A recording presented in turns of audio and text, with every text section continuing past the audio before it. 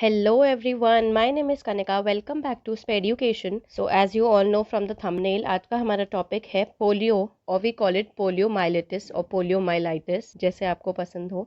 कुछ बहुत ही important facts हम डिस्कस करें. फर्स्ट ऑफ ऑल देख लेते हैं व्हाट एग्जैक्टली इज पोलियोमाइलाइटिस और पोलियोमाइलिटिस और पोलियो. पोलियो क्या है? Polio is basically an acute infective disease caused by polio virus. एक इन्फेक्टिव डिजीज है जो किसकी वजह से होता है? एक वायरस की वजह से होता है जिसका नाम है polio and that may cause paralysis. और पोलियो की कंडीशन में पैरालिसिस और paralysis whatever you call it, ये भी हो सकता है. होता कैसे है? ये जो वायरस है ये अटैक करता है आपकी स्पाइनल कॉर्ड पे, जो कि आपकी उन नर्व्स को डैमेज करता है जो आपकी मूवमेंट को, फिजिकल मूवमेंट को कंट्रोल करती हैं. The virus attacks the parts of the spinal cord. Spinal cord क्या है? आपकी ये जो रीढ़ की हड्डी है पीछे, वहाँ पे ये डैमेज कर देता है आपकी उन नर्व्स को जो आपकी मूवमेंट को कंट्रोल करते हैं, जिसकी वजह से आपकी फिजिकल मूवमेंट अफेक्टेड होती है. तो इसकी वजह से पैरालिसिस होता है. Polio can be transmitted through contaminated water, food और contact with an infected person. ऐसा पर्सन जिसको पोलियो वायरस ने अटैक किया हुआ है, आप उस पर्सन के कांटेक्ट में आए हैं तो आप भी इन्फेक्टेड हो सकते हैं. या फिर आप कंटेमिनेटेड फूड या वाटर कंज्यूम करते हैं जो वायरस से कंटेमिनेटेड है या मे बी इस इन्फेक्टेड पर्सन का झूठा है. तो इस तरह आपको भी ये इन्फेक्शन हो सकता है. So this is how the virus spreads. कुछ ना कुछ शुरुआती लक्षण आपको देखने को मिलते हैं. ठीक है, अगर पैरालिसिस होता है उसकी शुरुआत कैसे होती है? कोल्ड और फीवर हो सकता है, जो इन्फेक्टेड पर्सन है उसको. डायरिया और वॉमिटिंग की शिकायत होती है. ठीक है. नेक बिकम्स स्टिफ एंड पेनफुल. गर्दन जो है वो अकड़ जाती है और बहुत ज़्यादा दर्द होता है. Parts of body becomes limp. कोई भी पार्ट ऑफ बॉडी में लिम्प आ सकता है, आपके पैरों में आ सकता है, जिस वजह से बंदा जो है वो ऐसे लंगड़ा के चलता है. अगर आप पैरालाइज्ड हैं और 7 महीने तक ये पैरालिसिस आपका कंटिन्यू है तो यूजुअली वो परमानेंट हो जाता है. सेकेंडरी प्रॉब्लम्स जो आपको देखने को मिल सकती हैं वो है एपिलेप्सी. इसके बारे में हम पढ़ेंगे अगली वीडियो में. Now if we talk about the actual symptoms, polio में क्या क्या चीज़ें, कौन कौन से पार्ट्स आपके अफेक्टेड होते हैं, क्या क्या सिम्टम्स आपको देखने को मिल सकते हैं. सो ये यहाँ पे क्लियरली यू कैन सी, जो पोलियो से अफेक्टेड होता है उसकी shoulder muscles, as you can see, ये एक शोल्डर है और ये दूसरा शोल्डर है. You can see the difference.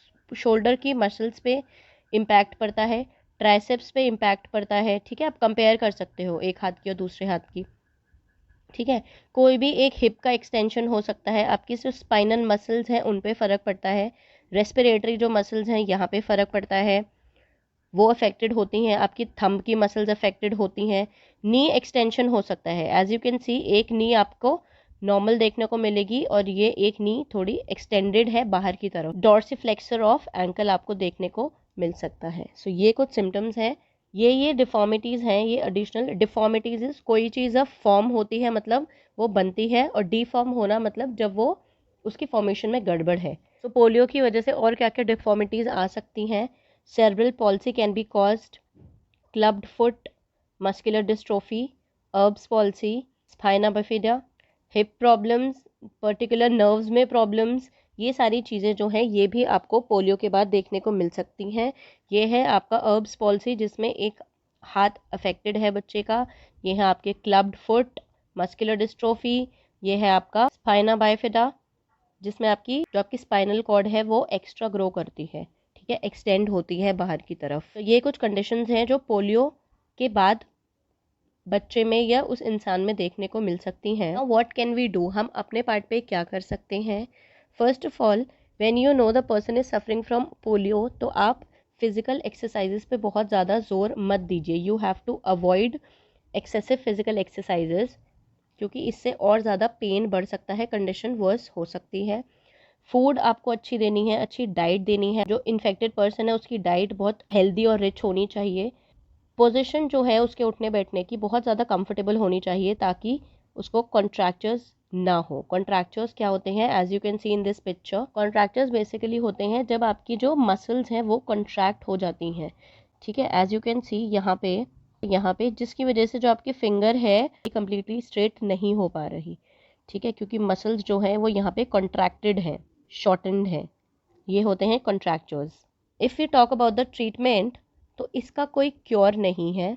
ठीक है, कोई इलाज नहीं है, but we can prevent it. तो वैक्सीन जो है वो रिस्पॉन्सिबल है पोलियो को प्रिवेंट करने में. पोलियो ड्रॉप सब ने पिए हैं, राइट? 5 साल तक पीने होते हैं, 2 बूंद जिंदगी के, है ना? सो वैक्सीन देना बेबीज़ को बहुत ज़्यादा ज़रूरी है, स्पेशली फर्स्ट जो 3 मंथ्स हैं, 3 महीने तक के बच्चे को उसकी पहली वैक्सीन मिल जानी चाहिए और 8 महीने तक बच्चे को 3 बार वैक्सीनेशन मिल जानी चाहिए। जितने ज़्यादा बच्चों को आप वैक्सीनेट कर सकते हो उतने ज़्यादा बच्चों को वैक्सीनेट हमें करना है, ताकि बीमारी एक से दूसरे पे ना फैले। और ये बहुत हद तक हम कंट्रोल कर भी चुके हैं। Keep the life polio frozen. कभी अगर आपने नोटिस भी किया हो, जो पोलियो ड्रॉप पिलाने के लिए जो आती हैं आंटी, उनके पास एक बॉक्स होता है, उसमें ड्राई आइस होती है उन ड्रॉप्स को हमेशा एक फ्रोज़न कंडीशन में रखने के लिए, एक ठंडे एटमॉस्फेयर में रखने के लिए। Seek community help. Community help is very important, ठीक है? अवेयरनेस आपको क्रिएट करनी है, अपने कम्युनिटी मेंबर्स की हेल्प लेनी है, पेरेंट्स को अवेयर करना है। Vaccinate the child when he और she does not have a fever और कोल्ड और डायरिया। जब फीवर, कोल्ड या डायरिया की कंडीशन नहीं है, कोशिश करें उस टाइम वैक्सीनेशन दें हमारे बच्चे को। स्पेशली फीवर के टाइम पे हमें इंजेक्शंस जो है वो अवॉइड करने होते हैं, बिकॉज उससे कंडीशन जो है वो रिवर्स इफेक्ट हो सकता है, कंडीशन बिगड़ सकती है। Breast feeding is very much important बच्चों के लिए, because as you all know antibodies present होती हैं मदर्स मिल्क में, जो हमारे बच्चे को जो पोलियो और भी बहुत सारे बैक्टीरिया और वायरसेस से फाइट करने में हेल्प करती हैं बेबीज़ को। So the good news is कि पोलियो जो है वो बहुत हद तक प्रिवेंट हो चुका है, अंडर कंट्रोल है। अब आपको बहुत ही कम केसेस देखने को मिलेंगे पोलियो के।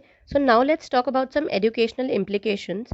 ठीक है, क्लास में अगर आपका कोई बच्चा है who is suffering from polio and वो पैरालाइज्ड है, सो आप अपनी तरफ से क्या क्या स्टेप्स ले सकते हैं, आप अपने बच्चों को, उसके जो पीयर ग्रुप है उनको क्या क्या चीज़ें समझा सकते हैं, सिखा सकते हैं। First is try to sit और kneel to communicate at eye level. अगर आपका जो इन्फेक्टेड बच्चा है ही इज़ पैरालाइज्ड, मतलब वो व्हील चेयर पे है, वो व्हील चेयर यूज़ करते हैं, so try to sit down या फिर नील डाउन हो जाइए। नील डाउन मतलब अपने नीज पे बैठ जाओ, घुटनों के बल बैठ जाओ, आप आई लेवल पे कम्युनिकेट कर सको और एक कंफर्टेबल पोजिशन हो। सेकेंड, अवॉइड लीनिंग और holding on to the wheelchair. It is a part of that person's personal space, so you have to make sure कि आप उनकी व्हीलचेयर के सहारे से खड़े ना हो या व्हीलचेयर पकड़ के खड़े ना हो, because it can make them uneasy. What else, क्या क्या चीज़ें और आपको ध्यान रखनी है? You should never pat on their head. अगर आप किसी से बात कर रहे हैं who is on a wheelchair, so अगर if you want to pat and make them feel comfortable, you can pat on their shoulder, उनके कंधे पे या उनके आर्म्स पे, ठीक है? हाथ पे या कंधे पे यू कैन पैट, बट कभी भी उनके हेड पे, उनके सर पे आपको पैट नहीं करना। Also when a person uses cane और क्रचेज, आपकी क्लास में भी जैसे अगर कोई बच्चा है हु इज़ यूजिंग केन या फिर क्रचेज अगर वो यूज़ करता है बैसाखी, कोशिश कीजिए कि उसकी जो केन है या उसकी जो क्रचेज हैं वो हमेशा उसकी रीच में रहें, उसे कभी भी उठना हो, इधर उधर जाना हो, सो वो इजीली इंडिपेंडेंटली मूव कर सके। Sit and talk. Sit and talk का यहाँ पे क्या मतलब है? अगर आपको उससे बात करनी है and specially if you want to talk for a longer duration, एक कंफर्टेबल पोजीशन, एक कंफर्टेबल जगह ढूंढ लीजिए जहाँ पे आप लोग आराम से बैठ के बात कर सके, ताकि उस इंसान को टायर्डनेस फील ना हो। देन मोबिलिटी एंड एक्सेसिबिलिटी, इन चीज़ों का ध्यान रखना इज़ वेरी इंपॉर्टेंट। आसपास चलना फिरना या फिर चीज़ों को एक्सेस करना जो है बहुत बड़ा चैलेंज हो सकता है, स्पेशली अगर उसको थोड़ी दूर जाना है, स्टेयर्स पे चढ़ना है, बहुत ज़्यादा हैवी डोर्स हैं आसपास जिसके थ्रू उनको उसको वॉक इन या वॉक आउट करना है, तो ये उनके लिए चैलेंजेस प्रूव हो सकते हैं। You have to make sure कि भी क्लासरूम है वो इजीली एक्सेसिबल हो, वहाँ पे सारी चीज़ें, या फिर अगर आप मीटिंग्स अरेंज करते हैं या आप कोई भी एक्टिविटी कंडक्ट करते हैं तो वो ऐसी प्लेसेस पे हो जहाँ बच्चा इजीली मूव करके और इजीली एक्सेस कर पाए उन जगहों को, सेफ और कन्वीनियंट हो हमारे लर्नर के लिए। Let's do a quick revision. First thing, polio is caused by a virus which is called polio virus. It cannot be cured but it can be prevented by vaccine. आप इसका treatment कर सकते हो, treatment से help हो सकती है और फर्दर इसको आप प्रिवेंट कर सकते हो वैक्सीन से, जो कि बहुत हद तक प्रिवेंटेड है। As you can see, fewer than 5000 cases per year. India में 5000 से भी कम केसेस अब देखने को मिलते हैं। So polio is extremely rare now, which is a very good news. It can be spread और it spreads through contaminated food and water. ठीक है, जो इन्फेक्टेड पर्सन है या तो आप उसके कॉन्टैक्ट में आ गए या फिर आप कंटेमिनेटेड फूड और वाटर, जो ऐसे एरियाज हैं विच हैव पुअर हाइजीन है, जहाँ पे हाइजीनिक कंडीशंस अच्छी नहीं है, बहुत ज़्यादा गंदगी रहती है, वहाँ पे ये जो है वो ज़्यादा फैलती है। It requires a medical diagnosis, lab test and imaging always required. ये टॉपिक आपका यहीं पे ख़त्म होता है। आई होप आपको समझ आया होगा। फिर भी कोई डाउट्स हो तो obviously you can ask in the comment section. कोई पैसा वैसा नहीं है, एकदम मुफ्त है। आराम से आप ग्राम पे स्पेड एजुकेशन को फॉलो करो, वहाँ पे आप PDF डाउनलोड कर सकते हो। यहाँ पे भी सब्सक्राइब बटन ज़रा दबा देना। एंड इंस्टाग्राम पे यू कैन फॉलो, फेसबुक पे भी आप जुड़ सकते हैं। And I will see you in my next video. Bye.